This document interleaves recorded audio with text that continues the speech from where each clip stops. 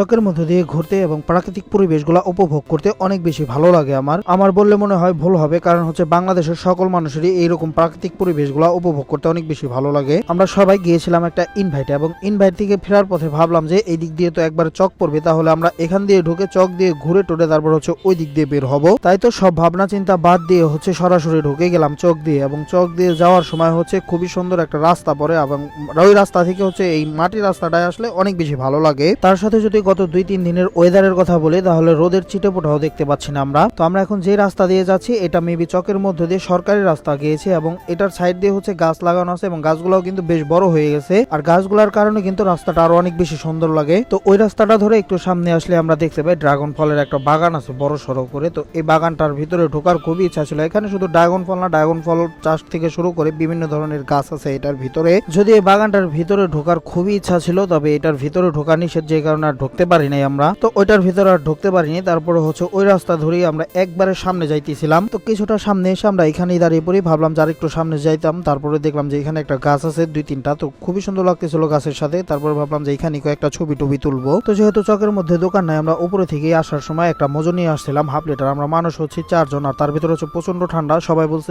অল্প অল্প খাবে, যে কারণে হাফ লিটারই আনছি। তো মজোটা হচ্ছে আমি আনার সময় একটু ঝাঁকাইতে আনছিলাম, যে কারণে পড়ে যেতেছিল খোলার সময়। আমি মজো খাওয়ার সময় এদিকে তাকাতেই দেখি জুবাইর ভাই নাহিম ভাই হচ্ছে টিকটক ভিডিও বানাইতেছে। না মানে আসলে টিকটক ভিডিও না, এমনি আর কি মজা করে ভিডিও করতেছিল। তারপর আর কি আমরা সবাই মিলে এখানে মজা করতেছিলাম, বেশ অনেকক্ষণ যাবত মিলে এখানে আড্ডা দিতেছিলাম সবাই মিলে। আর আমরা সবাই সবসময় এক জায়গায় হলে এরকম অনেক বেশি মজা করে থাকি। ও আর হ্যাঁ, ভাবছিলাম চকে এসেই হচ্ছে সরিষা ফুল পাবো, তারপরে ওইখানে না পেয়ে বাসায় যাওয়ার সময় উপর দিয়ে দেখি অল্প কিছু সরিষা ফুল। তবে হ্যাঁ, অল্প হলেও কিন্তু কিছু করার নাই, এগুলোর সাথেই কিছু ছবি এবং ভিডিও করে নিয়ে আসছি। না খাওয়ার চেয়ে চিরা খাওয়া কিন্তু মন্দ না। তো রাস্তা দিয়ে যাওয়ার সময় দুই সাইডে দেখতে পেলাম বেশ কিছু গাছ আছে। আমার মনে হয় এগুলো হচ্ছে যাদের রাস্তাটা যাদের জায়গার সাইডে পড়ছে তারাই আর কি লাগাইছে, মেবি এগুলো মনে হয় না সরকারে লাগাইছে। তো আজকের এই ভিডিওটা আপনাদের কাছে কেমন লাগলো? প্রাকৃতিক পরিবেশ নিয়ে খুবই সুন্দর একটা ভিডিও করেছি, আপনাদের কাছে কেমন লাগলো অবশ্যই কমেন্টে মতামত জানাবেন। সো ধন্যবাদ সবাইকে।